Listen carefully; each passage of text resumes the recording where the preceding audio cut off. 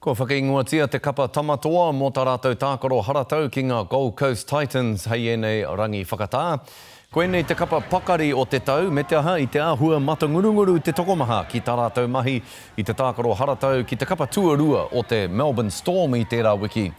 Kei roto a Adam Blair, Tohu Harris me Leiva a Pulu i te rangapū Poumua mō tēnei a tākaro ki ngā Titans. Kei roto noa Peta Hiku i te rangapū Poumuri, tai atu ki te kai hautu ki a Roger Tuivasa-Sheck ki te tūranga Haika, Sean Johnson ki te tūranga Pou Toko, tatu atu ki a Blake Green.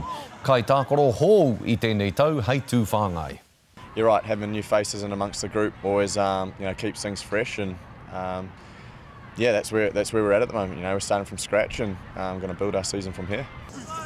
Hei te tekau o Pou Tū Te Rangi tīmata i te tau tūturu mō te kapa tamatoa ko te hoariri tuatahi ko ngā Rabbitohs i te urupū o ahi Tareiria.